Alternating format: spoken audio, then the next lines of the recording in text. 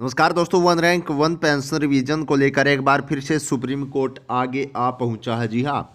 हमारे जो पेंशन धारक थे दोस्तों, उनकी सरकार बिल्कुल भी बात सुनने को तैयार नहीं है। और दूसरी तरफ से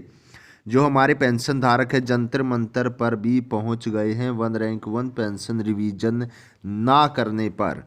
दोस्तों, सरकार काफ़ी दिनों से हमारे जो पेंशन धारक संघर्ष कर रहे हैं जंतर मंतर पर और अन्य जगह जो प्रोटेस्ट चल रहे हैं, फिर भी मोदी सरकार अब तक ना तो हमें एरियर का कुछ डाटा दे पाई और ना ही पेंशन रिवीजन के बारे में कोई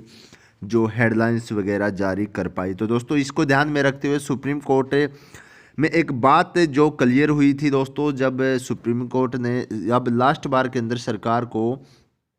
15 दिसंबर तक का समय दिया गया दोस्तों, उस समय पर यह बातचीत हुई थी क्योंकि हमारे पेंशनर धारक भी काफ़ी वहाँ पर पहुंचे थे। और दोस्तों, हमारे वकील की तरफ से ये बात कही गई थी कि पिछली बार जो सुप्रीम कोर्ट ने केंद्र सरकार को समय दिया गया था दोस्तों, उसमें सरकार ने ये एक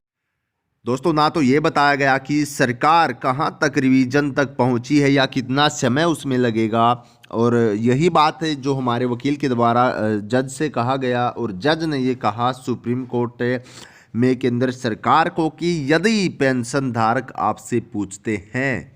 लीगल नोटिस के जरिए कि रिवीजन की प्रक्रिया कहाँ है, हमारी पेंशन रिवीजन में कितना टाइम लगेगा, तो केंद्र सरकार को जवाब देना पड़ेगा।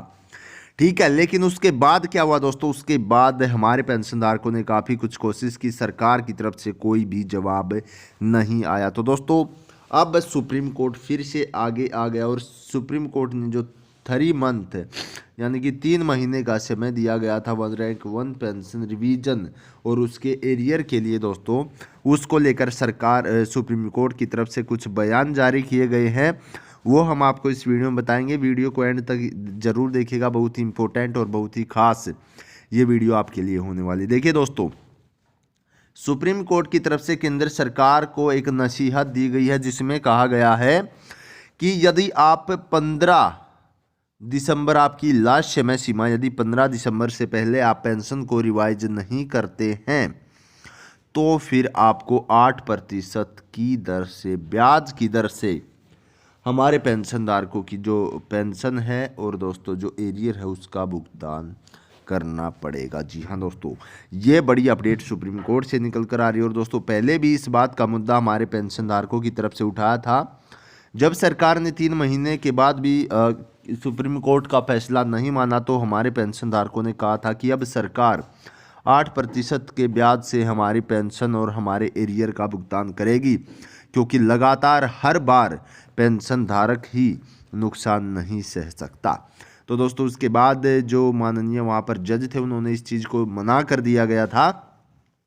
लेकिन अब की बार यदि जो है केंद्र सरकार टाइम पर पेंशन वाइज नहीं करती है तो दोस्तों, सरकार के लिए बहुत ही बड़ी मुसीबत यहाँ पर खड़ी होने वाली है one rank one pension revision को लेकर।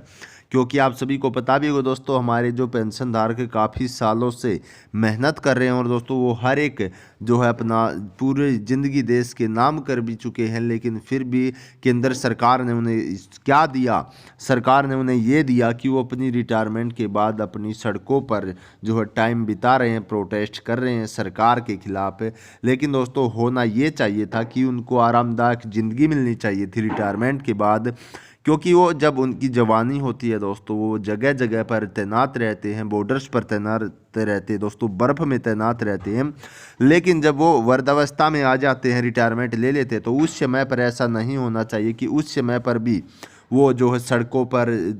दर दर जो है भटकते रहें, उनके जो अलाउंस है वो उन्हें टाइम पर नहीं दिए जाएं, या फिर दोस्तों उनको जो है कहीं से भी खदेड़ने की कोशिश की जाए।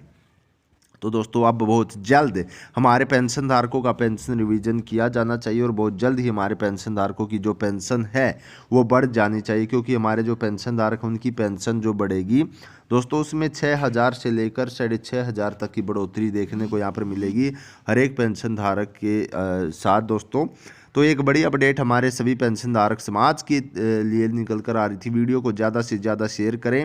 और दोस्तों, नेक्स्ट वीडियो हमारी ज़रूर देखिएगा, बहुत ही इंपॉर्टेंट आपके लिए वो लेकर आने वाले हैं हम। तो तब तक के लिए सभी को जय हिंद, जय भारत।